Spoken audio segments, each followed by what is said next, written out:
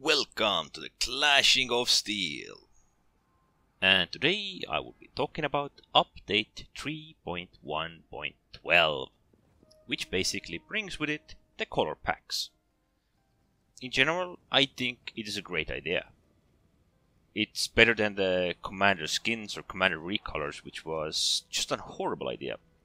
Why I think it is a horrible, or it was a horrible? Simply because you could only see it at the end screen, or if you really wanted to see and check out the opposing commanders or friendly commanders, you just have to zoom in. And basically, no one does that anymore. What I mean by anymore is that back in the Steam version of the game, or perhaps not even so far back, commanders could be killed before most other troops if you knew how. And the simple answer how you could kill them was catapult, or perhaps more precisely a giant ballista. Those shots were so precise and could kill a commander before it ever reached friendly troops if you were precise enough. But okay, back to 3.1.12. So here are some of the recolors. Basically, the reason I would prefer these over the commander skins, so to say, is simple. These you can show off if you have like a special color of sorts that might be expensive or hard to get. Plus, having a colored units might actually force players into checking out more often what they're dealing with. If those are the Greek spears or Carthage spears, if they're with armored legionnaires or regular legionnaires. I think everything that forces players to learn is a good thing. Although this might be mostly visual, if it confuses enough players, they will eventually start checking those units, clicking on them with the left click, and seeing in general what those units are, and what are their capabilities, and what commander they're playing it with. Plus, the commander skins felt like they were relying on players' impulses to buy them. Personally, I didn't buy any of them.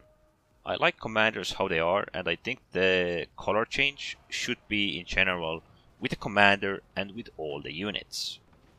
So basically, if you buy a commander's skin, let's say it is yellow or orange or brown, I think it should change the whole unit. That way, at least they would be worth it. They would be worth the buy, because anyone who's just buying the new skins or recolors for the commanders is basically buying money to show off at the end screen, which mostly seems pointless. Because I really doubt it that players will be checking out your commander skin when they just lost a match or won a match and they just want to get a next match going. But if it would have worked on all of the units at the same time as well, it might have changed things and players would be looking, oh, that is a nice color for armored legionnaires. But then again, I can understand it how it can work right now. That your commander can stand out in the rabble. You make your soldiers green and then you make your commander red. But then again, that is like a great big mark for your opponents. Oh, that is the commander unit. Catapult will focus that. It might be so, and your commander unit might suffer and be an easy picking for rest of the opposing team. As I said, my personal opinion is that the recolors should come with commander skin color, making it hard for the opponents to spot the commander, and at the same time make it feel that all the troops are united. Personally, I think the recolors are a great idea. I do welcome them a lot more than I did welcome the commander skins or commander recolors. Well, the color packs are just the main theme of the expansion. It also reworks on our oldest maps, the Salernum. On the left side you see the old version, and on the right side you see the newer one. The main difference is mostly the Colosseum. On the new version it has a lot of wood. In the old version it was mostly stone. There are also a few minor changes to certain areas of the map, like you see under the arena. Like in the new version there are 4 pillars, while in the old version there were like 6 or 8. And also in the right hand corner of the map, where the side of the building is covered with pillars instead of a wall.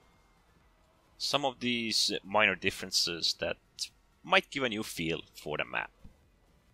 Personally, it was one of the first maps I played on, and I think it highly deserved to be reworked, perhaps even remodeled a bit. I think it is great that they just haven't forgotten about the old maps, and if they might do small improvements on some of the older ones that were in the game at the very beginning, it would be nice to see them. The update brought one other important change that might help new players to select their position before battle, where we choose our location, our spawn location, so that we might have an advantage over our opponent or might be in a key location to support our teammates. It will suggest your location based upon what you are playing, so perhaps new players might have a better understanding where they should be. I don't exactly know how it should look or how it should work out, but it would be nice to see them suggesting an area behind the infantry or behind the spearmen. But this was it about update 3.1.12. Anyways, don't forget to subscribe and thanks for watching.